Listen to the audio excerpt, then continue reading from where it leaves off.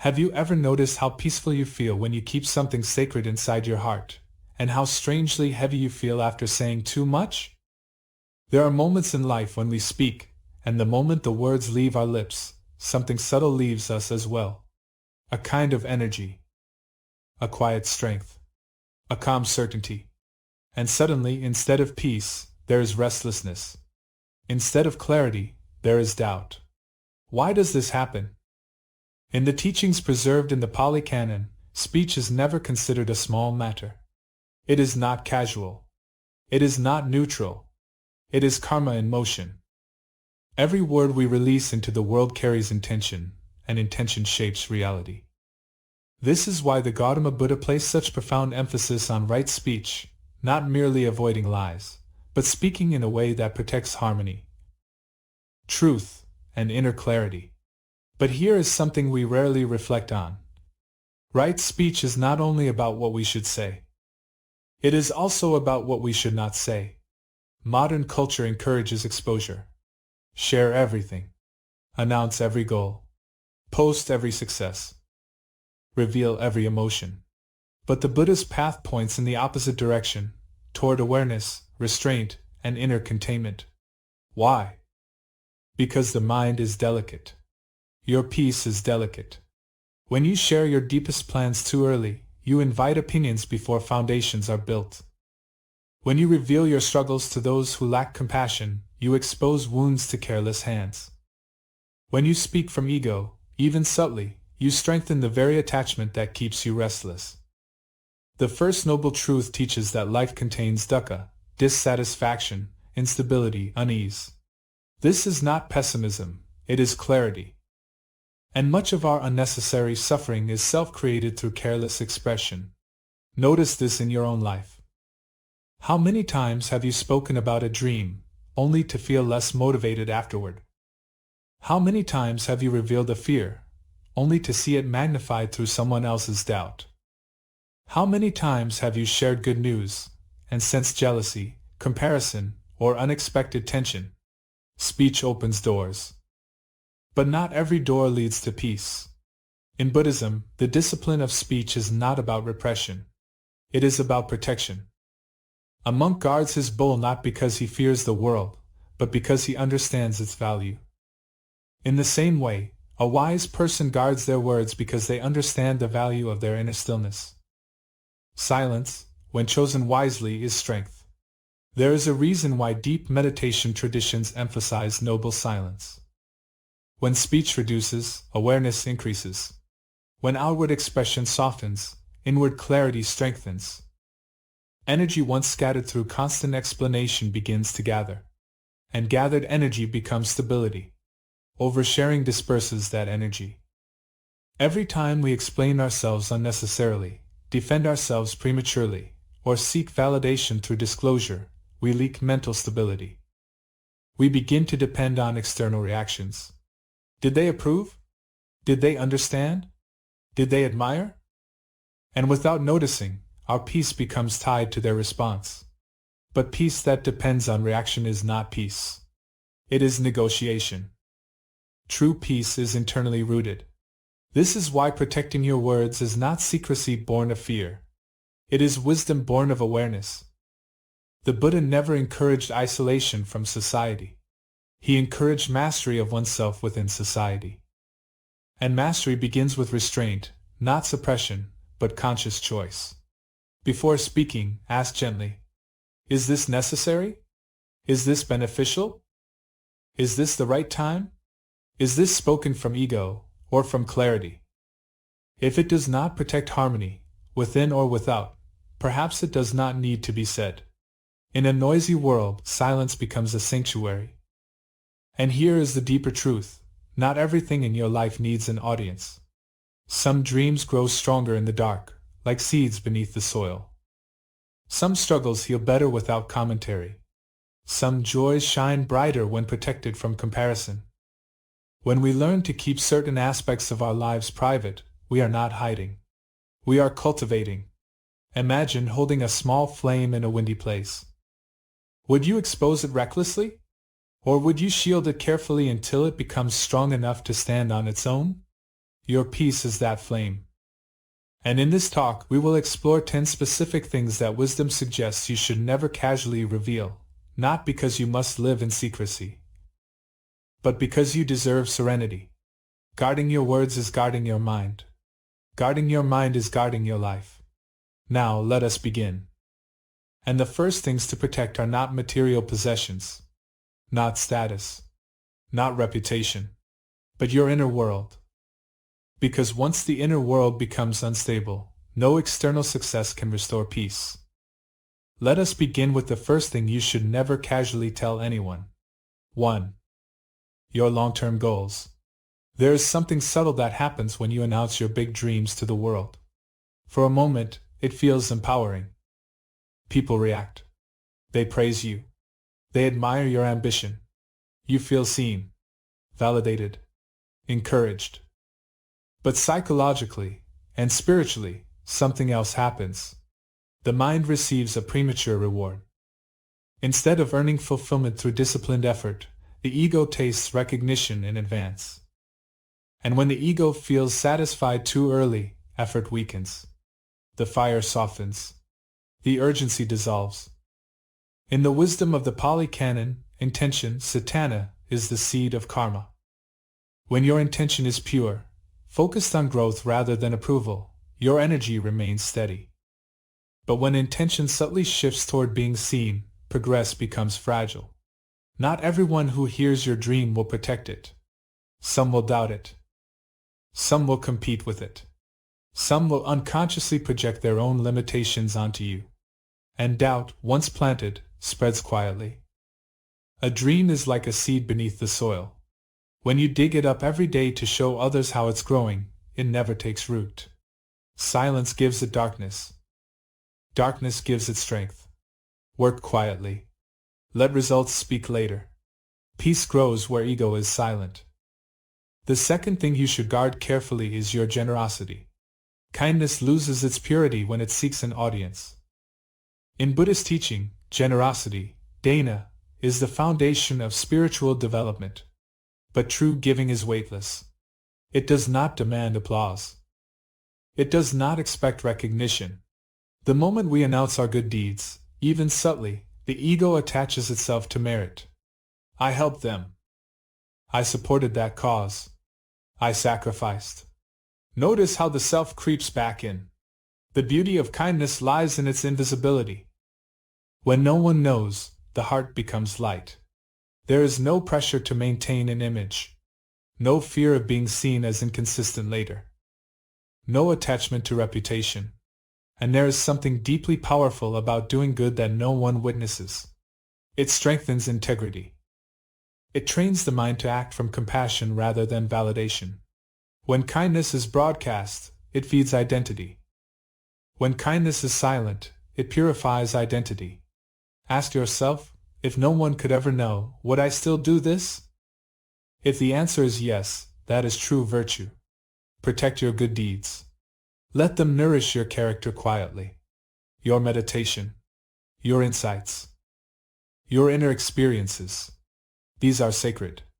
In early stages especially, spiritual growth is delicate. Speak too soon about profound meditation experiences, and they begin to harden into stories. Stories create identity. Identity creates attachment. I had this deep state. I reached this level. I experienced something special. And just like that, practice becomes performance. The Gautama Buddha often warned against attachment even to spiritual attainments, because the mind can cling not only to pleasure, but to progress. When you protect your practice in silence, you allow it to deepen naturally. You avoid comparison. You avoid subtle pride. You avoid doubt planted by misunderstanding listeners. Not everyone understands meditation. Some will romanticize it. Some will dismiss it. Some will challenge it. None of that is helpful to your stability. Spiritual practice is an inward journey. Like roots growing beneath the surface, its strength is invisible at first. The less you speak about it, the more authentic it becomes. Let your calm be seen, not your claims. This does not mean suppressing pain. It means choosing wisely who deserves access to your vulnerability. There is a difference between sharing to heal and sharing to be heard. There is a difference between seeking guidance and seeking attention. Not everyone who listens cares. Some listen to compare. Some listen to gossip. Some listen to feel superior. When you open your heart to someone who lacks compassion, your wound does not close, it deepens. In Buddhism, wisdom and compassion must go together. Seek those who embody both. A true friend listens without judgment, advises without ego, protects your dignity in your absence. Before sharing your struggles, ask, is this person capable of holding this gently? Will this conversation bring clarity or confusion? Will I feel lighter afterward or more exposed? Vulnerability is sacred. Do not scatter it carelessly. Your inner battles deserve respect. Now pause for a moment. Notice the pattern in these 4 things. Your goals, your kindness, your spiritual practice, your struggles. They all belong to your inner foundation. When these are protected, stability increases. When these are exposed without wisdom, instability follows. Peace is not only disturbed by external events. It is disturbed by unnecessary exposure. Silence, when chosen intentionally, gathers strength. It gathers clarity. It gathers dignity. And when the inner world becomes strong, the outer world loses its power to shake you. But there are even subtler dangers, traps of ego and comparison that quietly drain peace without us noticing. In the next part, we will explore those. And you may discover that some of the things you thought were harmless to share have been quietly costing you your serenity. There are forms of oversharing that seem harmless on the surface. They do not look emotional. They do not look dramatic. In fact, they often appear ordinary, casual conversations about money, family, or the past. But beneath that surface, something much more subtle is operating. The ego. And the ego does not shout. It whispers. It hides inside comparison, inside pride, inside the quiet need to be seen a certain way. One of the quickest ways to disturb your peace is by revealing your income or financial status without necessity. Money is never just money in the human mind. It becomes a symbol of worth, success, security, power. The moment numbers are spoken aloud, comparison begins, even if no one says it openly. Some will measure themselves against you. Some will feel inferior. Some will feel superior. Some will envy. Some will judge. And almost no one will remain completely neutral. When comparison enters a relationship, innocence leaves. In the teachings of impermanence, anicca, everything fluctuates. Wealth rises and falls. Circumstances change. Fortunes reverse. If your identity becomes tied to what you earn, then your peace becomes tied to something unstable. And when you reveal it publicly, you strengthen that attachment. You begin to protect an image. You begin to fear loss not only of money, but of perception. True stability comes from simplicity, from knowing that your value is not numerical. The quieter you are about your finances, the freer you remain from silent competition. Peace thrives where comparison cannot enter. Another powerful leak of inner stability comes from broadcasting family conflicts. Every family has friction. Every household contains misunderstandings, generational differences, emotional wounds. But when private tensions become public narratives, something irreversible happens. Words spoken in frustration travel farther than we expect. They shape how others see those we love.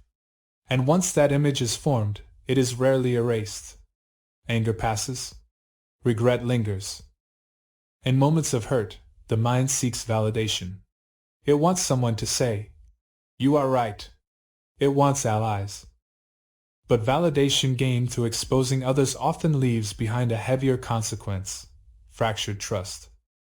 Even if reconciliation happens later, the knowledge that private pain was shared casually can create distance that silence could have prevented. Speech creates karma not only internally, but relationally. To protect your peace is also to protect the dignity of those connected to you. Emotional maturity is not pretending problems do not exist. It is resolving them with wisdom, not broadcasting them for temporary relief. Not every frustration deserves an audience. Some deserve patience. Some deserve dialogue. Some deserve quiet processing. Then there is the matter of your past mistakes. We live in a culture that glorifies confession. Tell your story. Own your truth. And while honesty has its place, constant revisiting of past errors can subtly trap you in identities you have already outgrown. You are not the same person you were 5 years ago. Not even the same person you were last year. The mind is a process, constantly changing. In the understanding of non-self, anatta, there is no permanent, fixed identity to defend or condemn. Yet when we repeatedly narrate our past mistakes, we solidify them. We attach to them. We begin to see ourselves through old labels. And others will too. Growth sometimes requires quiet transformation. Not denial. Not repression. But allowing the past to dissolve without constant explanation. When sharing your history serves healing or guidance, it can be skillful. But when sharing becomes self-definition, it keeps the wound alive. There is also a subtle pride hidden in vulnerability. A desire to be perceived as strong for having survived something. Again, the ego disguises itself beautifully. Peace deepens when you allow your evolution to speak through your present conduct rather than your past narrative. Let people see who you are now. Let your discipline, kindness, and composure become the evidence of change. The more you explain yourself, the more you tie yourself to what no longer exists. Notice how these three areas, money, family conflict, and past mistakes, all revolve around identity. They shape how others perceive you. And once perception forms, maintaining or correcting it consumes energy. The ego feeds on being known in a particular way. But the more you protect your image, the less peaceful you become. Because image requires maintenance. It requires defense. It requires control. Silence requires none of these. When you do not feel compelled to announce your status, defend your family publicly, or repeatedly justify your past, something extraordinary happens. You begin to feel lighter, less observed, less evaluated, less entangled in the invisible expectations of others. And in that lightness, peace becomes more stable. There is strength in being underestimated. There is freedom in being private. There is dignity in allowing your life to unfold without constant commentary. But even beyond ego, there are subtler ways we leak energy, ways that seem almost innocent, yet quietly weaken our foundation. In the next part, we will look at the final three things that silently drain inner stability, and why protecting them may be the most powerful act of self-preservation. You can practice. There are forms of speaking that do not look like pride. They do not look like anger. They do not look like insecurity. And yet, they quietly drain your strength more than the obvious mistakes ever could. These are the subtle leaks. The first is revealing your next move before it is ready to manifest. There is a certain excitement that comes when you are about to begin something new. A career shift. A personal transformation. A bold decision. The mind feels alive. Possibility expands.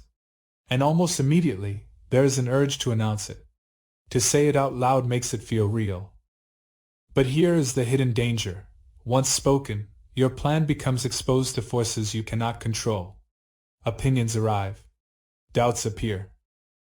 Expectations attach themselves. Now it is no longer just your quiet intention, it becomes a shared projection.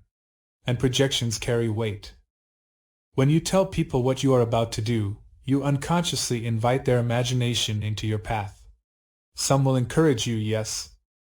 But others will question, criticize, or subtly undermine.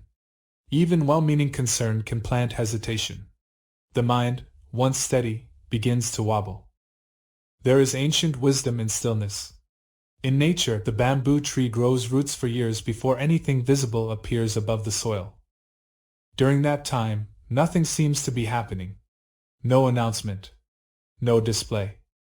Yet beneath the surface, strength is being built that will one day support extraordinary height. Your plans deserve that kind of protection. When you move in silence, your energy concentrates. It does not scatter through explanation. It does not weaken through external validation.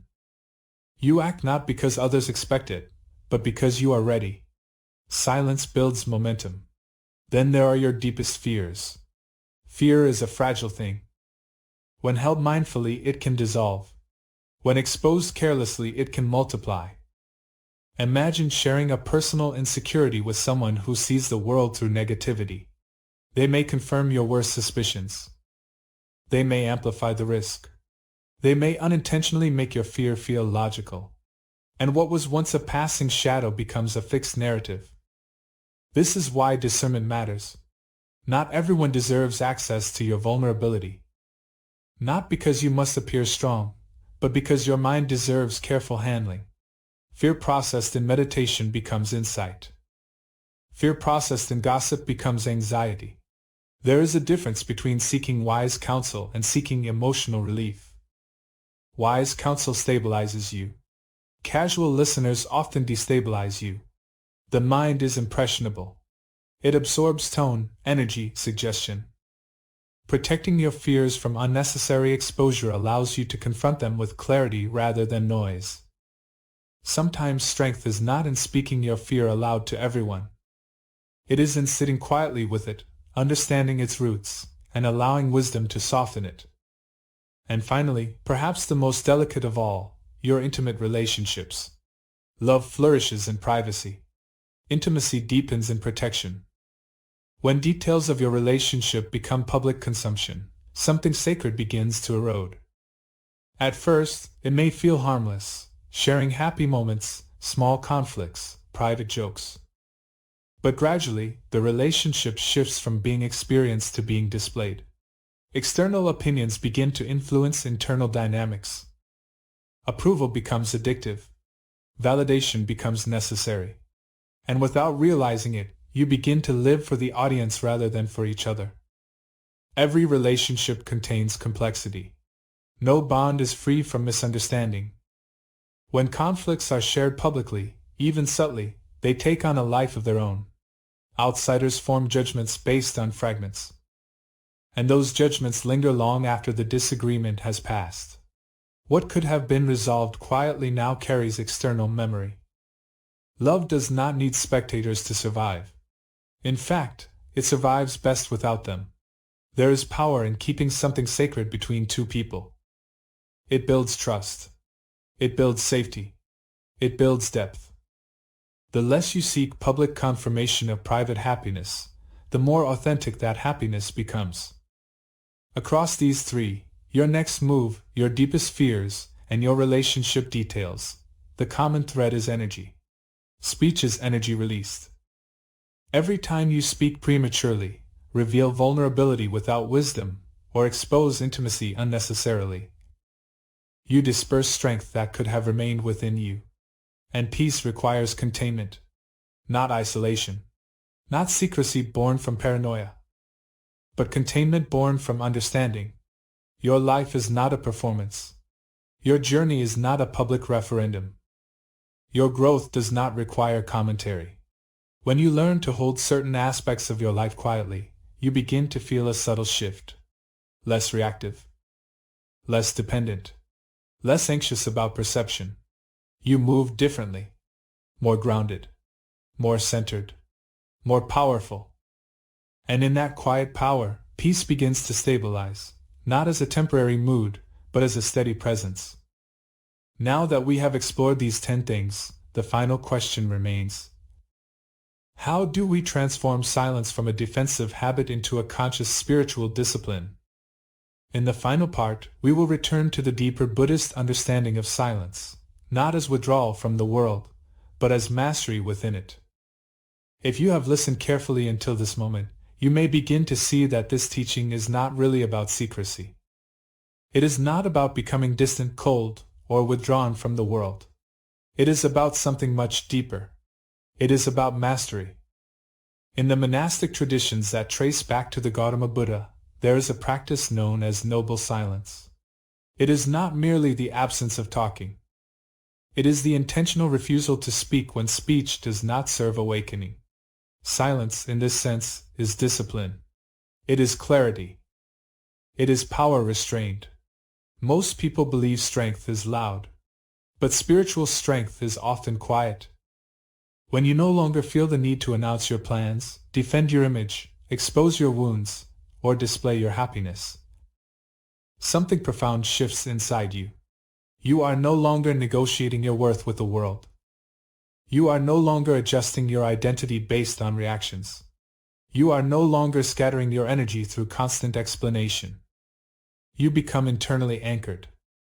In the teachings preserved in the Pāli Canon, right speech is defined not only by truthfulness, but by benefit, timing, and kindness. Notice how refined this is. Speech must be true, but truth alone is not enough. It must also be beneficial. It must be timely. It must be gentle. How often do we speak truths that are unnecessary? How often do we share facts that bring no benefit? How often do we reveal things simply because we can? Wisdom asks for restraint. Before speaking, there is a simple inner reflection you can practice. Ask yourself quietly, is this true?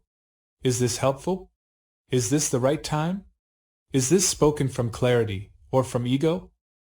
If even one of these is missing, silence may be the higher path. Silence is not weakness. It is control over impulse. And impulse is what binds most minds to restlessness. When you guard your speech, you begin to notice something remarkable. Your thoughts slow down. Your reactions soften. You become more observant. Instead of immediately responding, you reflect. Instead of reacting to every comment, you remain steady. The world may still be noisy, but you are no longer compelled to match its volume. Peace, then, is no longer fragile. It becomes constructed from within. There is a misconception that peace comes from controlling circumstances, from ensuring that others understand you, approve of you, agree with you. But that kind of peace is unstable, because it depends on variables you cannot command. True peace is selective disclosure. It is the understanding that you do not owe the world your inner world. It is the maturity to recognize that some things grow best in privacy. That some wounds heal best in stillness. That some joys shine brightest when protected from comparison. When you begin to live this way, you may notice fewer dramatic highs and lows. Fewer unnecessary conflicts. Fewer regrets about words spoken too quickly. The mind feels less entangled. Energy feels preserved. And preserved energy becomes presence. Presence becomes awareness. Awareness becomes freedom. This is not about becoming silent in every situation. It is about becoming intentional in every situation. Speak when words uplift. Speak when guidance is needed. Speak when compassion calls. But let speech arise from wisdom, not from insecurity, pride, fear, or habit. Your life does not need constant narration. Your growth does not require constant validation. Your peace does not require constant defense. The more you protect what is sacred within you, the more unshakable you become. Not because the world changes, but because you do.